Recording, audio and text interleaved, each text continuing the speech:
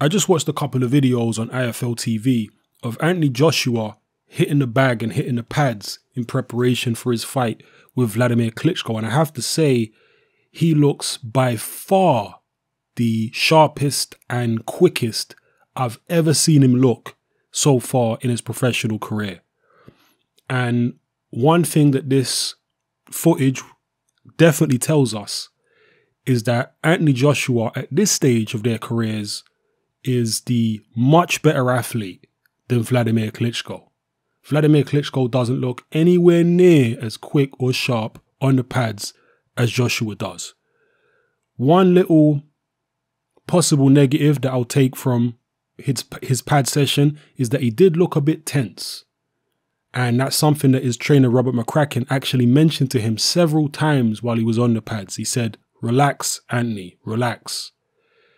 Joshua has turned up his training to another level in preparation for this fight. Clearly, he is in tunnel vision mode. He wants to go in there and be impeccable. And that is definitely reflected in this pad session and bag session. Go have a look at it. I'll leave links in the description below. The footage that you're seeing on screen right now is footage from the open workout for his fight against Dominic Breazeale. And the difference in terms of sharpness and hand speed from the Breazeale workout to the workout that he had today for Klitschko is like night and day. He's way sharper, way faster right now than he was during the Breazeale workout, which is testament to how seriously he's taken this fight and how motivated he is to win. He was on the heavy bag throwing triple and quadruple left hooks. Extremely impressive for a guy of that size and those dimensions, 6'6", 250 pounds, give or take, to be able to throw combinations and punches like that and be that sharp and accurate on the pads. Very impressive. So as I say, it shows that he's by far, I think, the superior athlete to Klitschko at this stage. Looks much better than Klitschko on the pads and the bag. However, boxing is replete with examples of fighters who don't look particularly good on the pad or on the pads or on the bag, going up against an opponent who does and managing to beat them. A couple of examples I can give you.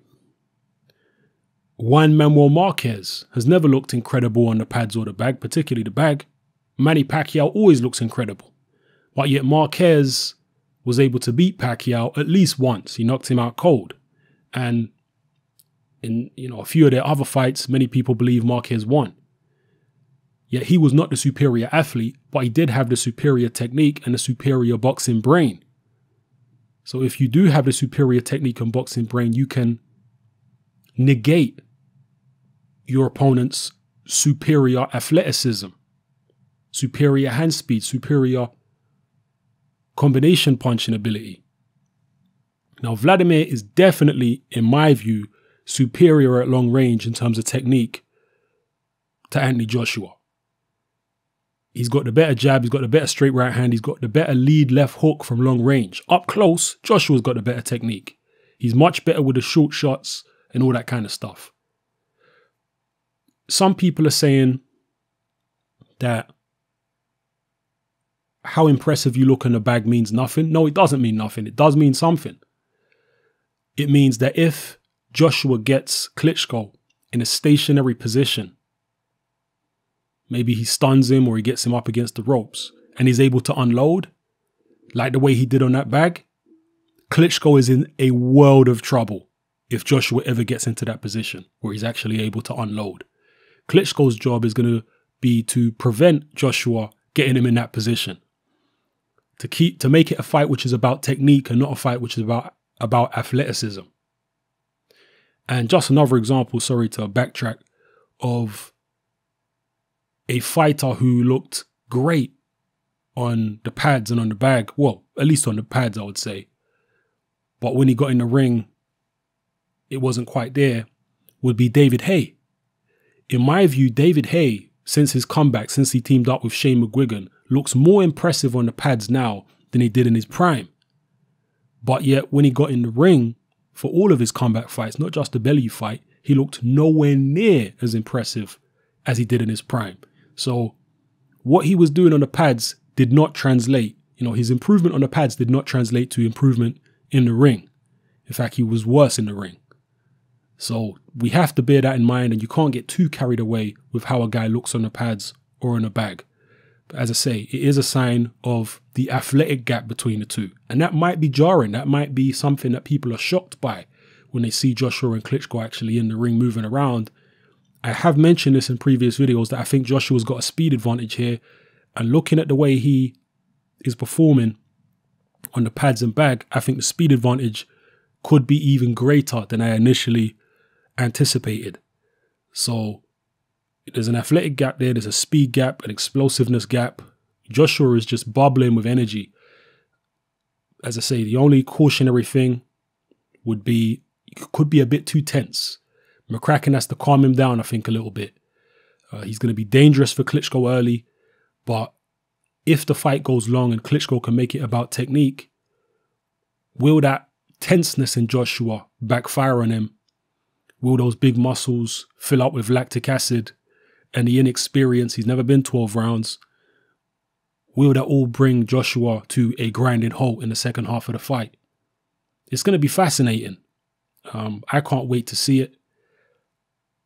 I wouldn't be at all surprised if Joshua railroaded Klitschko. But at the same time, I wouldn't be surprised if Klitschko was able to out-technique Joshua. Joshua's got so much pressure on his back. You don't know how he's going to react to that pressure.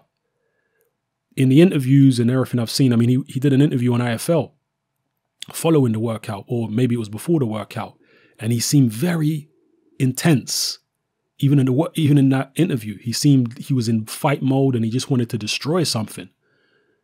This wasn't the calm, friendly Anthony Joshua we're used to seeing in the build-up to most of his fights. This was a very intense Joshua who looked like he wanted to smash someone's head in, which, you know, is good. But at the same time, I've mentioned this in previous videos, I do scratch my head a bit or scratch my chin a bit when a fighter is acting out of character. You know, and I know this is the biggest fight of Joshua's career by far. But is he acting too much out of character? Should we be concerned? I don't know. All will be revealed when the fight actually takes place. So all this speculation and conjecture is meaningless, really. But we enjoy doing it. We're boxing fans, so we like throwing around our ideas and opinions and our observations.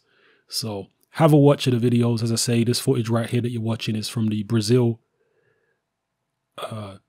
open workout, whereas the IFL footage is up. I've left links below.